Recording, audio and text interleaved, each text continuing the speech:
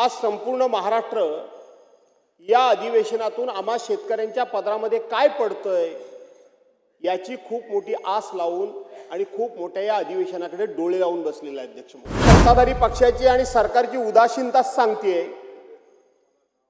की शेतकऱ्याच्या पदरामध्ये काहीही पडणार नाही। इथं कृषी विषय महत्त्वाचा आहे। कृषी मंत्री कुठे आहेत? केवळ सरकारला एक प्रस्ताव आम्ही मांडला आणि बाहेर जाऊन मीडिया समोर मोठमोठ्यानं मुलाखती दिल्या म्हणजे शेतकऱ्यांच्या पदरामध्ये काहीतरी खूप काही पडेल। अहो लॉबीमध्ये एक सुद्धा सेक्रेटरी नाही, तुमचे मंत्री नाही, लॉबीमध्ये सेक्रेटरी नाही, डेप्युटी सेक्रेटरी नाही, ॲडिशनल सेक्रेटरी नाही, कोण आहे? आपण मुद्दे मांडा। मी मुद्दे मांडतो काय हरकत नाही, पण ते कशा करता मांडायचे लिखित देऊन टाकतो सगळं म्हणजे लवकर आटपता येईल। जब मेरा जनाजा निकला तो सारी दुनिया देखने निकली, पर वो कमबख्त न निकली जिसके लिए जनाजा निकला। सन्माननीय अध्यक्ष महोदय, या विधानसभेच्या हिवाळी अधिवेशनामध्ये प्रत्येक मंगळवारी हा सत्ताधारी पक्षाचा 293चा प्रस्ताव येतो आणि गुरुवारी हा विरोधी पक्षाचा 293चा प्रस्ताव येतो। हे नागपूरचं हिवाळी अधिवेशन या ठिकाणी विदर्भामध्ये म्हणजे नागपूरमध्ये होतंय आणि संपूर्ण विदर्भ असेल, मराठवाडा असेल, कोकण असेल, पश्चिम महाराष्ट्र असेल, उत्तर महाराष्ट्र असेल, हा संपूर्ण महाराष्ट्र या अधिवेशनातून आम्हा शेतकऱ्यांच्या पदरामध्ये काय पडतंय याची खूप मोठी आस लावून आणि खूप मोठ्या या अधिवेशनाकडे डोळे लावून बसलेला आहे अध्यक्ष महोदय। परंतु सत्ताधारी पक्षाची आणि सरकारची उदासीनता सांगते की शेतकऱ्याच्या पदरामध्ये काहीही पडणार नाही। याचं कारण असं आहे की हा पहिला प्रस्ताव सभागृहामध्ये चर्चेला येत असताना जर एखादा कॅबिनेट मंत्री सभागृहात हजर नसेल तर सभागृह चालवता येत नाही, म्हणून एक कॅबिनेट मंत्री आहेत। मला वाटतं ते मदतनी पुनर्वसन त्यांच्याकडे आहे। या 293च्या प्रस्तावामध्ये सरकारी पक्षाच्या वतीनं इथं कृषी विषय महत्त्वाचा आहे। कृषी मंत्री कुठे आहेत? इथं दुग्ध, मत्स्य आणि आपले पशुसंवर्धन मंत्री कुठे आहेत? त्यांचा पत्ता नाही। इथं महसूल मंत्री कुठे आहेत? महसूल मंत्र्यांचा पत्ता नाही। आणि म्हणून केवळ सरकारला एक प्रस्ताव आम्ही मांडला आणि बाहेर जाऊन मीडिया समोर मोठमोठ्यानं मुलाखती दिल्या म्हणजे शेतकऱ्यांच्या पदरामध्ये काहीतरी खूप काही पडेल। फलोत्पादन मंत्री पाहिजेत, आमच्या कोकणाचा विषय आहे फलोत्पादन मंत्र्यांचा।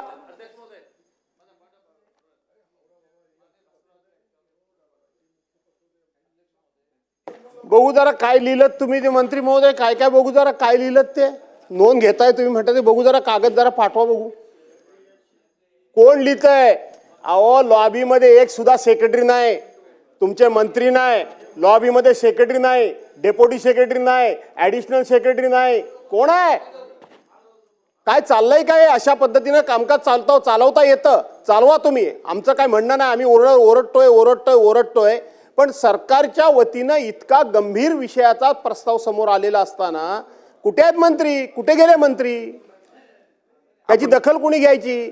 आता सन्मान्य सदस्य रणधीरजी सावरकरांनी हा प्रस्ताव ओपनिंग केला, त्यांनी सुद्धा सरकारी पक्षाच्या वतीनं बोलत असताना ते फार मर्यादेच्या पलीकडे जाऊन बोलू शकत नाही, परंतु प्रशासनाची मानसिकता काय ही त्यांच्या बोलण्यातून सातत्याने या ठिकाणी दिसून येत होती की कशा पद्धतीनं लोकांच्याकडे बघण्याचा दृष्टिकोन प्रशासनाचा नकारात्मक आहे ते सांगत होते। आम्ही केवळ टीकेला टीका करण्याकरता या ठिकाणी नाही आहोत, म्हणून मी म्हटलं की कुठे आहे पशुसंवर्धन मंत्री, दुग्ध विकास मंत्री, मत्स्य मंत्री, महसूल मंत्री, कृषी मंत्री, कुठे आहेत सगळे मंडळी? कोणच नाही।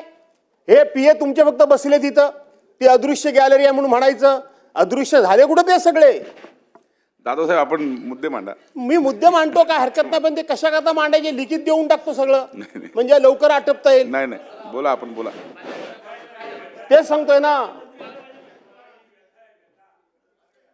पण सागरजी चुकीची आहे का? बोलवा ना। हा हा येतात बोला आपण येतात. अरे हा अरे माझा चैनसूक क्षमतेची माझा आठवणीत आले ते एक शेर सांगतो. अध्यक्ष महाराज म्हणाले, भास्करराव तुम्ही चालू करा. जब मेरा जनाजा निकला तो सारी दुनिया देखने निकली, पर वो कमबख्त न निकली जिसके लिए जनाजा निकला. चला दादासाहेब बोला. दादासाहेब बोला. हरीशजी बसा ना प्लीज.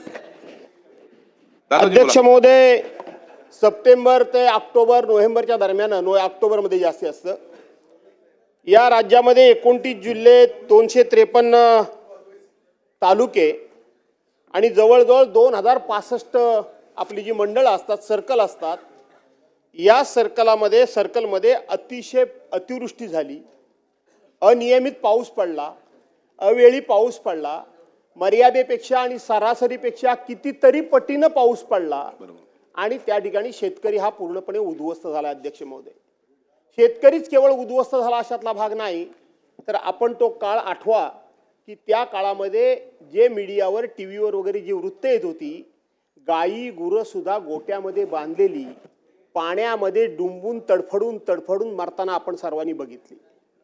केवळ शेतीचं नुकसान झालं, एखादा सीझन हातातून गेला, एवढ्या पुरेसा हा प्रस्ताव नाही किंवा एवढ्या पुरेशी ही चर्चा होऊन चालणार नाही.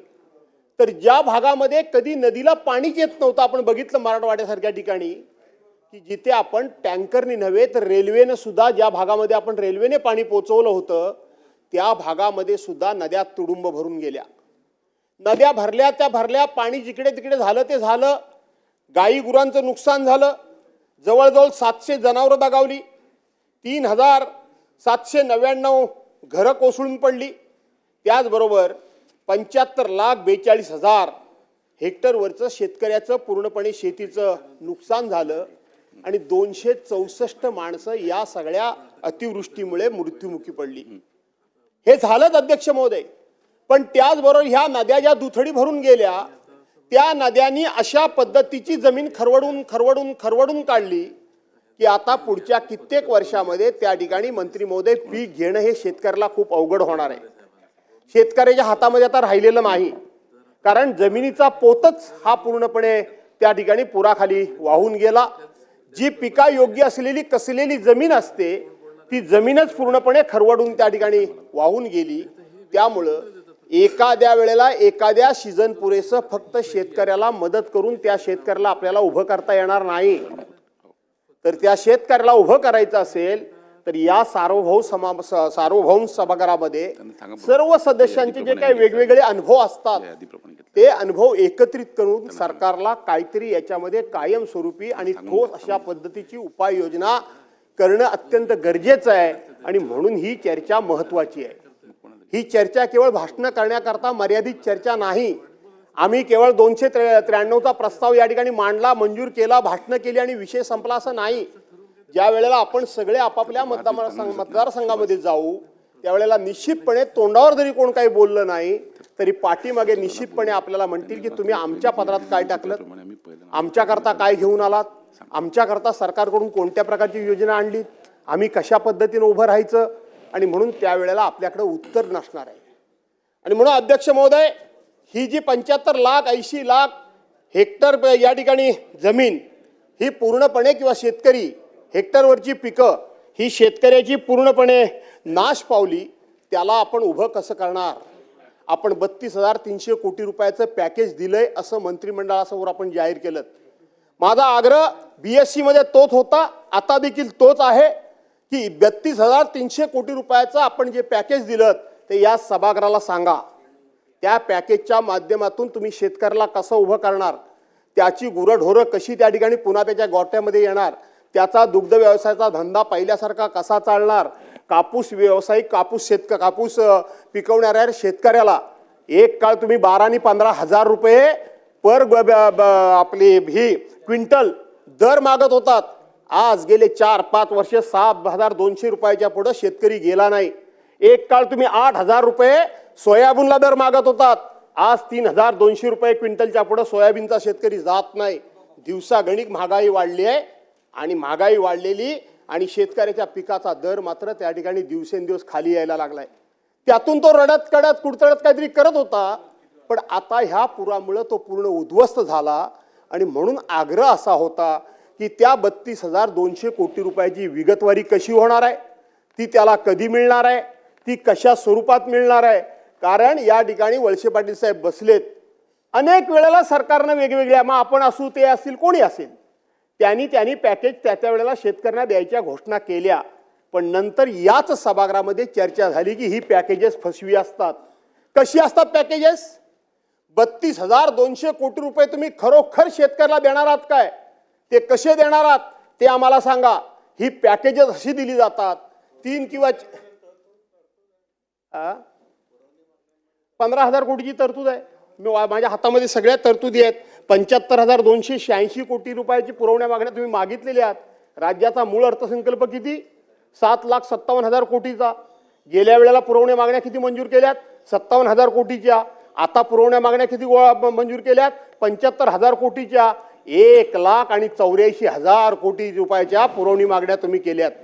याचा अर्थ तुम्ही जे फुलफ्लेज बजेट तुम्ही पण मांडलेलं होतं, हे बजेट पूर्णपणे तुमचं कोलमडलेलं आहे. तुमचे पूर्णपणे अंदाज हे कोलमडून पडलेले आहेत आणि राज्याची आर्थिक शिस्त ही पूर्णपणे बिघडलेली असताना तुम्ही शेतकऱ्याला कुठून पैसे देणार? आपण बरं झालं बजेटचं सांगितलं म्हणून. सगळे आकडे माझ्यासमोर आहेत बजेटचे. आकडेवरून करायचं काय? कोणाकोणाला जास्त कुठल्या विभागाला दिलेत? शेतकऱ्यांना जर 32,300 कोटी रुपयाचं फुलफ्लेज बजेट मांडल्यानंतर जर तुम्ही मदत करणार असाल तर शेतकऱ्याच्या शेतीला किती कृषी विभाग, पर्टिक्युलर कृषी विभागाचा याच्यामध्ये उल्लेख तुमच्या सप्लिमेंटरी बजेटमध्ये नाही. तुम्ही त्या ठिकाणी महसूल आणि वने या हेडखाली ते पैसे घेतलेले आहात. थोडंफार आम्ही पण अभ्यास करतो या विषयामध्ये, नाही अशातला भाग नाही. आणि म्हणून ते आपण काय करतो, 3-4 वर्षाकरता पॅकेज जे जाहीर करतो अध्यक्ष महोदय, ती पॅकेजची कसरत अशी असते की त्या 3-4 वर्षामध्ये सगळ्या विभागामार्फत वेगवेगळ्या हेडखाली जे आपण पैसे देतो त्याची गोळाबेरीज करतो आणि आपण सांगतो पॅकेज दिलं. आणि म्हणून हे पॅकेज फसवं असतं. हे तात्कालीन सरकारने अनेक सदस्यांनी लक्षात आणून दिल्यानंतर आता याच्या पुढे पॅकेज द्यायचं नाही आणि पॅकेज नको अशा पद्धतीची पलीकडची मंडळी असेल, अलीकडची मंडळी असेल, त्या वेळेला बोलली होती. पण पुन्हा तुम्ही पॅकेजचा प्रयत्न या ठिकाणी केलात. याचा अर्थ तुम्ही शेतकऱ्याला फसवण्याचा उद्योग या ठिकाणी केलेला, शेतकऱ्याला फसवण्याचा उद्योग केलेला अध्यक्ष महोदय. आणि म्हणून त्या खरवडलेल्या जमिनी तुम्ही कशा पुन्हा सुस्थितीत आणणार ते तुम्ही सांगितलं पाहिजे. तुम्ही अशा पद्धतीनं त्यांना किती अनुदान देणार ते तुम्ही सांगितलं पाहिजे. केंद्रीय कृषी मंत्र्यांनी भर पार्लमेंटमध्ये सांगितलं की महाराष्ट्र सरकारच्या वतीनं मदतीचा प्रस्तावच आला नाही. महाराष्ट्र सरकारच्या वतीनं तुम्ही प्रस्तावच पाठवलात नाही. याचा अर्थ तुम्ही केवळ विरोधी पक्षाला फसवताय असातला भाग नाही, तर ज्या शेतकऱ्यांनी मोठ्या अपेक्षेनं तुम्हाला सत्तेवर आणून या ठिकाणी बसवलं. अध्यक्ष महोदय, इथं केंद्रीय मंत्र्याचा उल्लेख झाला. केंद्रीय मंत्र्यांनी सुप्रिया सुळेंना उत्तर देताना स्पष्ट सांगितलं की महाराष्ट्र सरकारचा प्रस्ताव आमच्याकडे प्राप्त झालेला आहे, रेकॉर्डवर चुकीचं जाऊ नये एवढंच मला करेक्शन करायचं. चला ठीक आहे. ठीक आहे, आमच्या मित्रांना लवकरच मंत्री करा, कारण उत्तर मंत्री देणारच आहेत. त्यावेळेस ते क्लिअर करू शकले असते, पण काही हरकत नाही. माझं काय त्याबद्दल काही दुमत असण्याचं कारण नाही. पण मंत्री काय बोलले, सुप्रियाताई काय बोलले, पार्लमेंट, मी नाव कोणाचंच घेतलं नव्हतं खरं सांगायला गेलं, पण तुम्ही घेतलं ते बरं झालं. आणि म्हणून ते सगळं रेकॉर्डवर आहे. तुम्ही काय बोललात ते करा जाहीर. तुम्ही या ठिकाणी महाराष्ट्र सरकारच्या वतीनं केंद्र सरकारच्याकडे मदतीचा प्रस्ताव कधी पाठवलात त्याची तारीख सभागृहामध्ये जाहीर करा. तो प्रस्ताव सभागृहाला सांगा तुम्ही कधी पाठवलात तो. मी जबाबदारीनं सांगतो की त्याच वेळेला नगरला देशाचे केंद्रीय गृहमंत्री आले होते.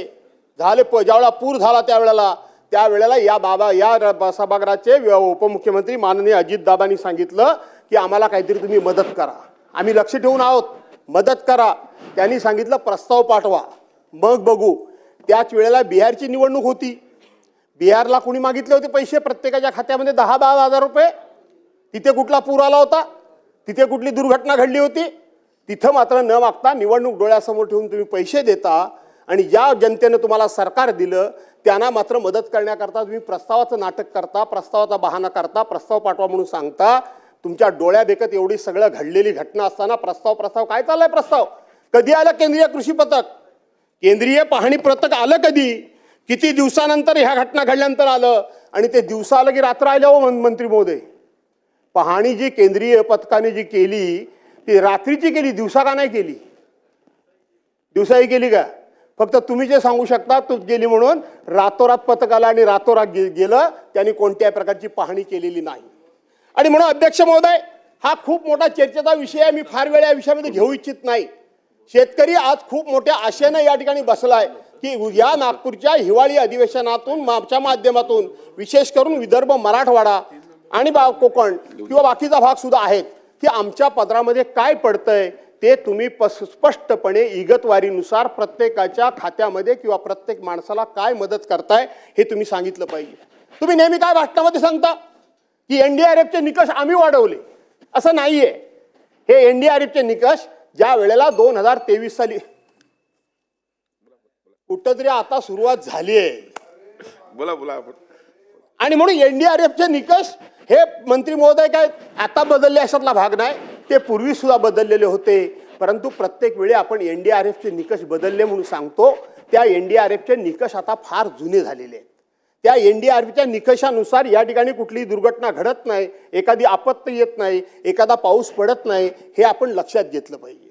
पूर्वी ज्या भागामध्ये 65 मिलीमीटर पाऊस पडला तोच फक्त पाऊस धरला जायचा, पण आता 50 मिलीमीटर पर्यंत आपण आलोय, ही चांगलीच गोष्ट आहे. पण त्याचबरोबर सर्कल वाईज ती जी पर्जन्यमापक यंत्रणा असते ती सर्कल वाईज आपण बसवली पाहिजे. कारण ती सर्कल वाईज बसली नाही तर खऱ्या अर्थानं आपल्याला जो रिपोर्ट तयार करायचा आहे तो रिपोर्ट करता येत नाही. आणि म्हणून अध्यक्ष महोदय, ज्या पद्धतीनं कापूस असेल, संत्रा असेल, कांदा असेल, ऊस असेल, त्या ठिकाणी ज्वारी असेल, बाजरी असेल, ह्या कापूस असेल, या फळांचं जसं वाटोळं लागलं, नुकसान झालं, तशाच पद्धतीनं माझ्या कोकणाचं सुद्धा या ठिकाणी खूप मोठं नुकसान झालं. अध्यक्ष महोदय, 12-13 मेला सर्वसाधारणपणे 7 जूनच्या नंतर कोकणामध्ये पाऊस पडतो, पण 12 ते 13 मेला त्या ठिकाणी पाऊस पडला आणि 12 ते 13 मेला पाऊस इतका पडला आणि त्यानंतर खऱ्या अर्थानं पेरणी करण्याच्या वेळेला पाऊसच गायब झाला. पाऊसच गायब झाला. मी अनेक वेळा सांगितलंय की कोकणामध्ये दुबार पीक शेती नाही अध्यक्ष मोदी. एकच फक्त भात शेती आमच्याकडे होते आणि ती 100% निसर्गावर अवलंबून असते. आम्ही काहीही करू शकत नाही. आणि म्हणून जर योग्य वेळेला पेरणी झाली तर त्याचा रुजावा होतो. त्यापासून लावणी बिणीच्या वेळेला पाऊस पडला तर लावणी वगैरे होऊ शकते. पण जर कधी पाऊस आला, पेरणी झाली आणि जर रुजावा होण्यापूर्वीच जर पाऊस गेला तर केलेली पेरणी ही पूर्णपणे वाया जाते.